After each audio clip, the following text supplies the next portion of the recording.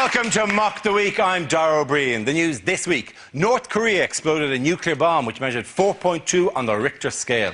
President Kim Jong-il described the nuclear test as a great leap forward, though for most North Koreans it was more of a great leap 2 feet into the air. Kim Jong-il wears platform heels, not because of his alleged lack of height, but because in North Korea they've only just reached 1973.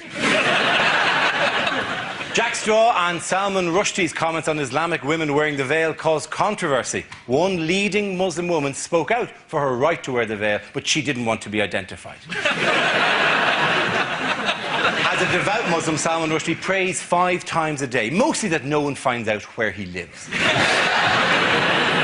McDonald's have said that their sponsorship won't affect the integrity of the London Olympics, although in the 100 metres final, Lane 5 will be closed off for a children's party. In honour of the event, McDonald's are hard at work perfecting their recipe for the new steroid McFlurry. Other fast food burgers have been found to contain worrying amounts of gristle, testicles and artificial additives, as have the Bulgarian women's shot put teas. A government health survey denied there's any such thing as a north-south divide, although there is a sign on the M1 just north of Leicester that says services ahead, last salad for 600 miles. Joining me tonight are 6 of the country's top comedy performers: Andy Parsons, Ed Byrne, Russell Howard, and Frankie Boyle, Hugh Dennis and Jeannie Asheray. Welcome to you all.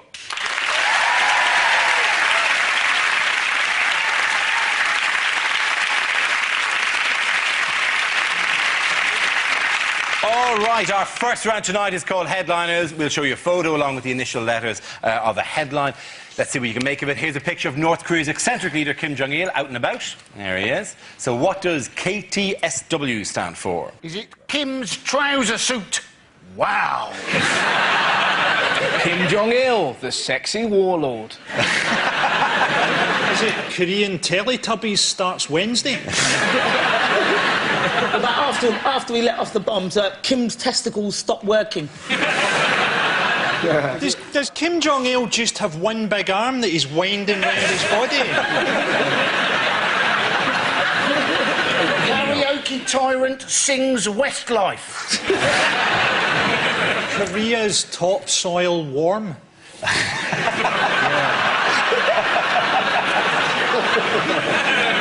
I was thinking Kremlin tailor supplies wardrobe.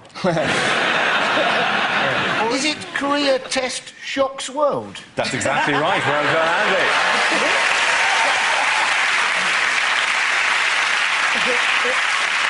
This is the reaction around the globe after North Korea joined the 9-nation nuclear club when it claimed to have carried out an underground atomic weapon test earlier this week. Are we convinced at this? Do you know, I saw it first on News 24. I was watching News 24.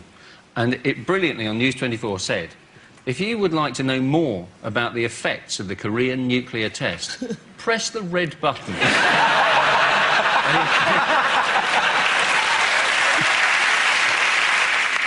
I'm quite politically naive, but didn't the US go to war with Iraq because they suspected that they had weapons of mass destruction? Yes. Yet he's tested nuclear weapons and we're not at war with them. Well, that's mainly because they've got a nuclear weapon.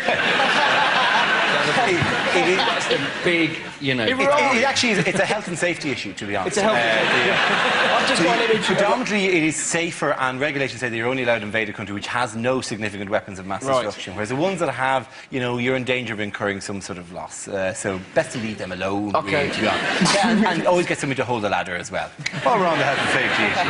The whole problem started with George Bush accusing them of being part of the axis of evil. And then Tony Blair came in and said, oh, no, it's not an axis of evil, it's an arc of extremism. And what are they going to come up with next, you know? Oh, no, it's a semicircle of mischief. No, it's the wheel of nuisance. That's the thing, Andy. It's not like China, where they've got all the scientists who used to work in the Soviet Union's rocket programme. North Korea have got the people that used to work on Top Gear.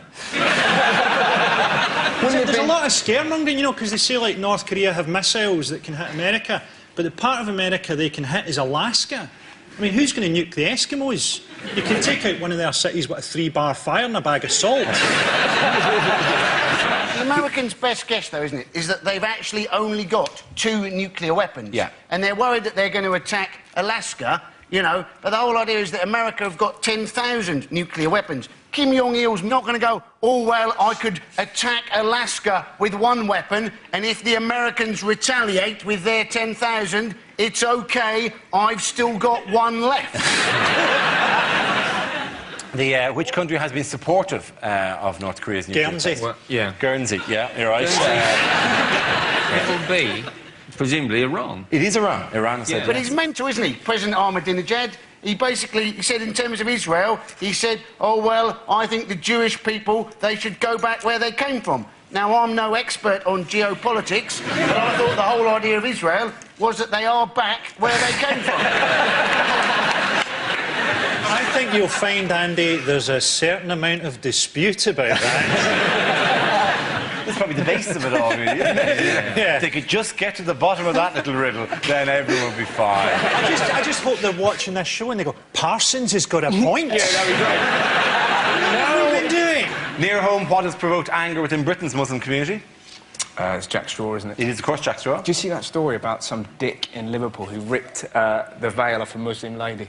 You find yourself going, how great would it be if he'd accidentally picked on a ninja? Hey, I thought she was a Muslim! I thought she was a Muslim! Ninja! Right up his arse. I like the thing with the veils where you see them in London taking pictures of each other and you think, what is the fucking point? Can you take that one again? I blinked. They might have new contact lenses, you never know. But they're always in widescreen. That's great. It's great for watching movies. Perfect for watching movies, sorry. There was a story, apparently, when idiots see ladies with veils on, apparently it creates fear and resentment. But you find, the only thing I think is, it must be tricky to play hide and seek. Do you know what I mean? Because your peripheral vision's gone, you know? If you were quiet enough and just behind them, they'd never catch you. So if they're doing, could there be a line of Muslim women just behind, each behind each other, going, and the one at the end goes, they'll never catch me. I don't know what she's smoking a cigar in this scenario. The issue on the whole veil thing is whether or not it's the woman's choice to wear the veil. Yes. That's really the crux of it. And whether or not, because some say they're being forced to do it by men, and others say that they're doing it to try and, you know, sort of express their religious identity. But I don't understand why they can't just have a more tasteful expression of their religious identity, like perhaps an effigy of a dying man nailed to a bit of wood. I mean, what's wrong with that? Like that. You don't have to be as ghoulish as you lot are. I think all British women would actually like to have a burqa in their wardrobe, though. There are some days, aren't there? You know, maybe the hair's a bit of a mess, you've got spots all over the place. Fuck it, on with the burqa, come on. I was in a water slide park in Dubai once, and there's nothing funnier than the sight of a woman dressed head to toe in black cloth sitting in a rubber ring in a water slide park. There's just something very humorous about it. It just shows a commitment to religion and faith I can't relate to, you know. Sorry. Has anyone been, while we're here, has anyone been to Sedgemoor Splash? No, is it Oh, good? it's great. Well, it's quite naff, but I did a gig in Bridgend. We're in very different worlds, you know. And I did this gig, and I went, oh, I went to Sedgemoor Splash, it was good. And this bloke went, good? It's the biggest flume in the West. That's pride I can relate to. Don't go on there! Yeah, That'd be the biggest flume in the West over there! I genuinely, because I couldn't find Wookiee Hole, that's why I went there. And I sort of wound the window down and go... Oh, but that's one of the biggest holes in the West. That's why I was going there. But I said, excuse me, mate, do you know where Wookiee Hole is? And he went, don't want to go there, mate. It's overrated. Kind of wandered off like that. Have you ever been to Barometer World? No. Is it more than it promises to be, or is it exactly what I think it is? Exactly what you think it is. If you ever get the chance, go to a safari park in Scotland, because there's nothing quite like the look on the face of a lion that's got to live in Scotland. Oh, this rainy season is going on forever. It's like an animal version of the Shawshank Redemption. I took my pal's wee boy, right, and he's about 6, and it's all just horrible, and at the end there's like a wee otter, and he's sort of making a bit of noise, and I was going, oh, look, he's saying hello to us. And this park keeper came up and went, no, he's pining for his mate. She died last week. That's him crying. But let me merely say this. Borth Animalarium in West Wales, just next to Aberystwyth, right, is a zoo entirely composed of animals rejected by other zoos. And they're all in segmented cages, so you can't put the pygmy marmosets from, you know, one zoo next to the other, because they will literally tear each other's heads off, right? What technically is the difference between a zoo and an animalarium? I think the other zoos ganged up and said, you may not call yourself a zoo, right? We will give you these animals that you can use as long as you never, ever call yourselves a zoo. I went to a bird zoo in Tunisia. And there was no roofs on any of the cages and no fucking birds. Geniuses! That is entrepreneur. Anyone could set that up, right? I could do one in my back garden and go, well, we don't believe in trapping the birds. Yeah. OK, at the end of that round, points go to Russell, Ed and Andy.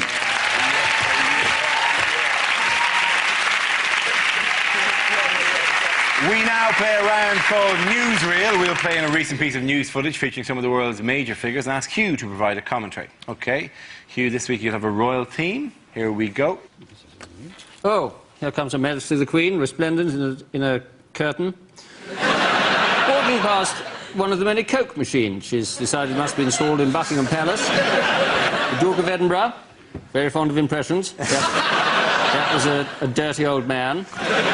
Oh, the line-up. Of course, the point of these is to meet foreign dignitaries. That's President someone or somewhere with suspiciously dark hair for a man of his age. Tony Blair, of course, will at this stage urge the Duke of Edinburgh not to insult the many dignitaries or be racist with them. There he goes, he's saying they may be foreign, but that doesn't make them bad or wrong. Who's next? Oh, it's Gerhard Schroeder. Another man with suspiciously dark hair. Of course, he doesn't use hair dye. He's never gone grey, in spite of his age of 107. The moment coming, Prince Philip's going to meet him. Will he be able to stop being racist? No.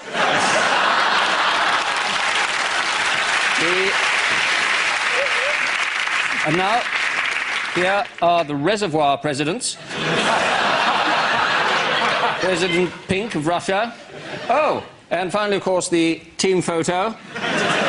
The Queen dressed differently, of course, because she is the goalkeeper. And well done, the points go to Hugh there. Now we play a round called Shtick or Twist. This game involves Gina, Andy, Frankie and Ed. So if you can make your way to the performance area, please. You know, this is our stand-up challenge with the random news generator and all the bank of topics. We spin a wheel, and when it stops, anyone can step forward and try to make us laugh about the subject it's landed on. OK, here we go. Spin the wheel, please. The first subject is immigration. Can I have a volunteer to talk about that? Gina. There's been lots of stuff, BNP going on about all the people coming over, but they're changing their mind every 3 weeks about their one. They want, 1 minute it's like, blacks, out! Get out! Asians, out! Anyone who ain't from Dagenham, out! And they've got a whole bee in their bonnet about plumbers. These Polish plumbers coming over here, plumbing. But I put it to you, who would you rather have? Would you rather have Dodgy Rog with his arse hanging out? I've got to get the parts, and I've got to get the part. Listen, put the tea on, I'll see you in 4 months. Or Vladimir, who turns up at 8 o'clock every day and he'll build you an extension for a tenner.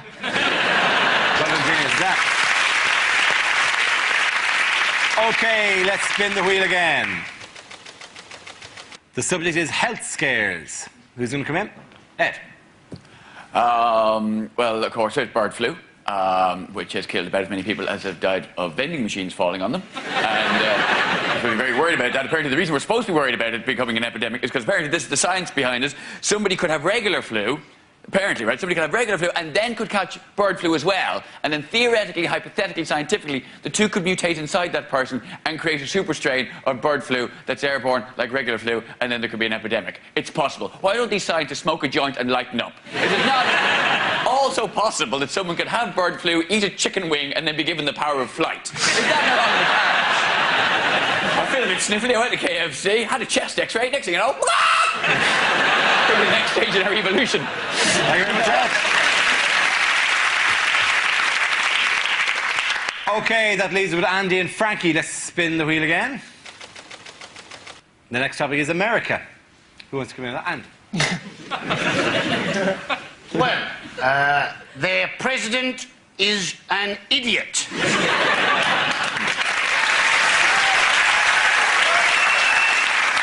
That's all I've got on that one.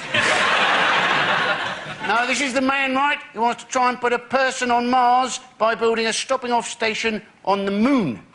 Now, the moon is 378,000 kilometres away. Mars, 78 million kilometres away. Trying to put a person on Mars by building a stopping-off station on the moon is like going to New Zealand by building a stopping-off station at the end of your bloody garden. Thank you very much, Andy. Let's see what Frankie's been left with. It's science. My favourite science thing recently was that thing where the European Space Agency had a successful probe that crash-landed on the moon. Now, to me, nothing is that successful if it crashes. That's a bit like saying that you've swum the channel because your corpse has been washed up on a beach.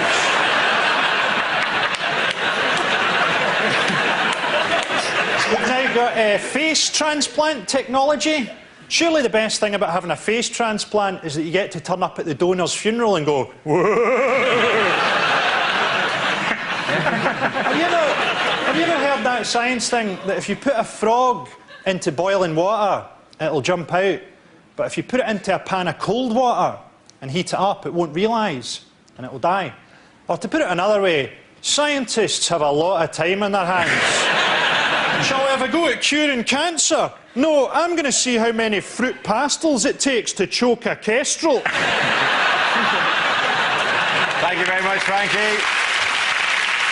Well done. It's very, very tight. I'm going to give the points to Ed and Andy there. Well done. OK, our next round is called If This Is the Answer, What Is the Question? On the board, 6 categories. For each chosen category, read out an answer and the players have to guess what the question might be. Gina, what do you want? Which category would you like? Health. You want to go for health? OK, the category is health. The answer is 24%. What is the question? In an NHS hospital, what are your chances of having the wrong leg amputated? Is it England players always claim to give 110% on the pitch? How much do they actually give? Is it how many car journeys does George Michael actually complete?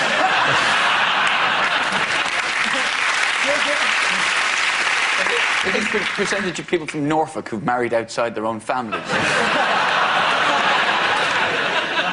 Is it how many Americans can find Iraq on a map of Iraq? What is the proportion of my penis that is medically safe for a woman to accommodate?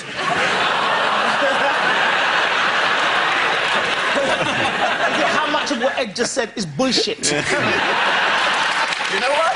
If only 24% of it was bullshit, then I'm still doing pretty well. I love the notion. I would love though Dora to go, yes, that is the right answer. Just a picture of Ed appears like that. I love the welcome mat at the front. I've never called it a welcome mat before, but... Yes, we have vacancies. My favourite ever interruption. We've got to stop this penis thing, please.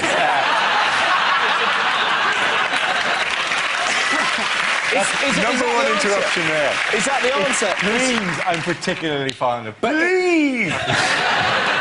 Actually, interesting. It is a question about supersizing, but not quite. Oh, is it to do with how many people in this country are obese? Is it how many children are obese? No, it's actually to do how many people are obese. Yes.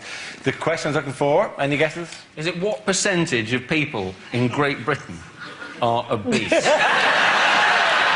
That's exactly what I said. You said how many? It's technically not a percentage, and I believe the maths graduate here will support me in that. Yes, Also, no, hang on, if I may. If you said what is the percentage, then the answer would simply be 24. Yeah, thanks. Instead of how many? Yeah. 24%. Listen up to me. Yeah. Now, Show him your cocky.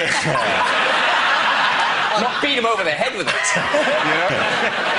With his little movement and your cock, you two could take over the world. Yeah.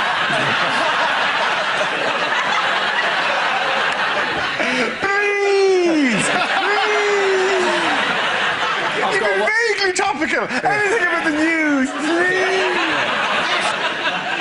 The question I was looking for is, according to a Department of Health survey, what percentage of adults in the UK are clinically obese? Shocking, isn't it? It is shocking. This is a recent survey that's saying that 24% of UK adults are seriously overweight, making this country officially the fattest in Europe. That wasn't the reaction the government wished to get.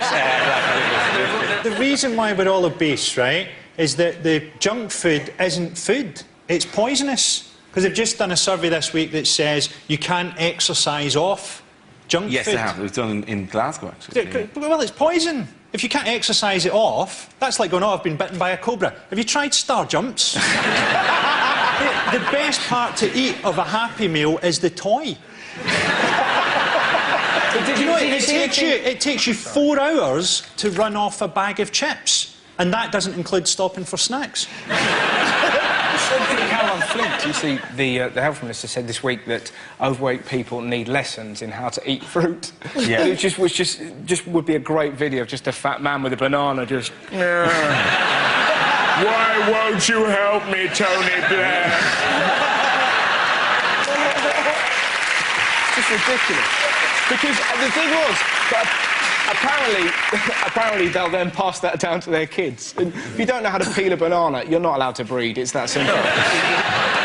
The Scottish health record has never actually been great, though, is it? You'll find we're #1 in every horrible league in the world. Well, we know the Scottish health record isn't great, right? Mainly the men, obviously. The ladies seem to be doing all right. I've seen the adverts. Those Scottish widows. It's all worked out well for them, hasn't it? Oh, they'll wear black, but they can't hide smiling that the men are pissed off, haven't they? Yeah, but now people are too fat to bury. Apparently, pallbearers, health and safety, there's a problem because they're getting bigger coffins, and I've heard that families are being turned away from crematoriums because they're too fat to burn. How can you be too fat to burn? The thing to do with fat people's bodies, right? Fill them with helium, then all the pallbearers have to do is tie a string round the coffin, walk them to the grave. Obviously, you're going to have to put quite a lot of soil on top of the coffin, or they're all just going to bob up, and the graveyard's going to look like some horrendous platform game. Why don't you just... The danger is if you go pop, that they'll go... your granny will shoot off. You know, these are too heavy to bury, which is the problem. They're not too heavy to bury. They're too heavy to carry. The earth can absorb the weight of the body, right? They're too heavy to carry. They're too heavy for 6 people to carry. Well, why don't they just leave the bodies for a bit?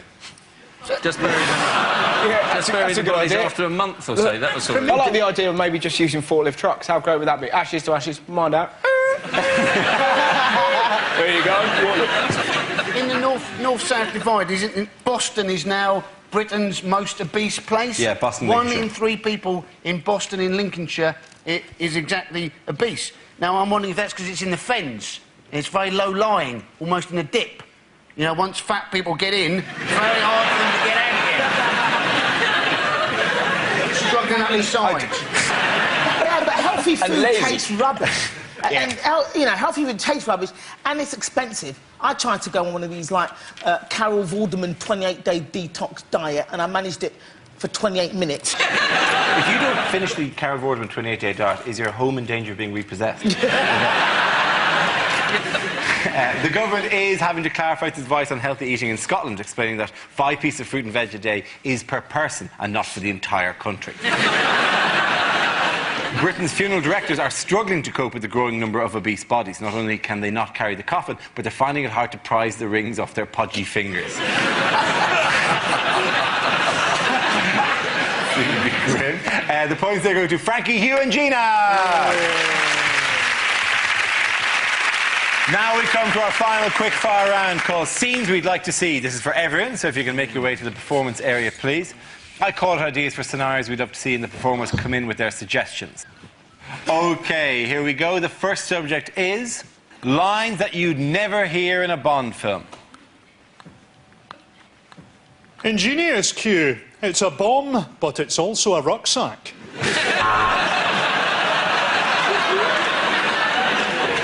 Oh, James, what a wonderful present. Chlamydia.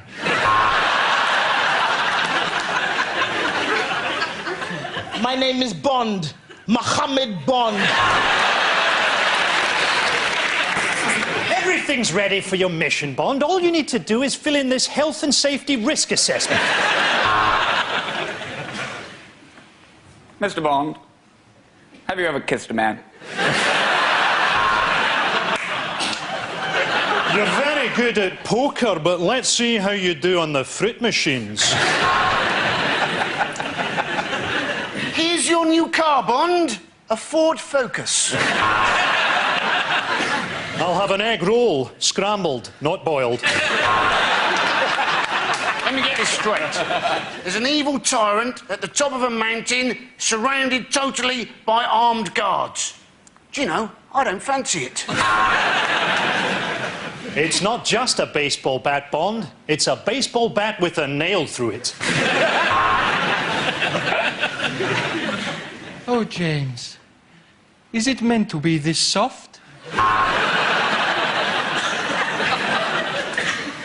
They're getting away. We'll get after them in this pedalo. We'd better slow down. There are speed cameras. I hope you're not going to be one of those Russian agents whose name is just a cheap sexual pun, Miss Suck Me Off.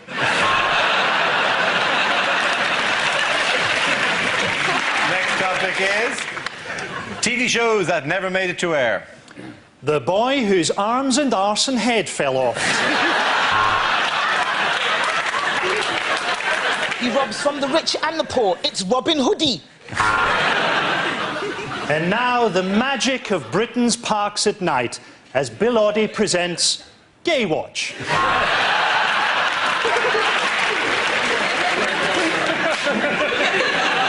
And now on BBC Two, Jack Straw's What Not to Wear.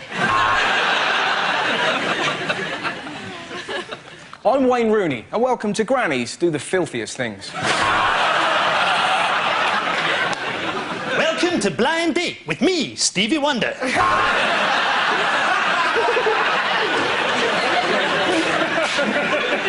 now BBC One, it's the Senile Dementia Show. Where do you think you are?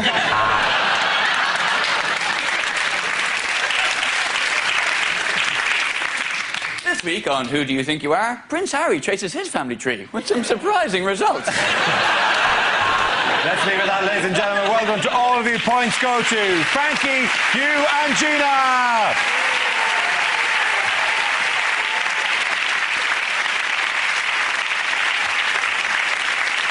That is the end of the show. This week's winners are Andy Parsons, Ed Byrne and Russell Howard.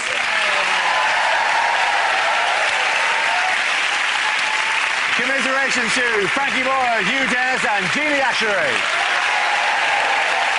Thank you for watching. Good night.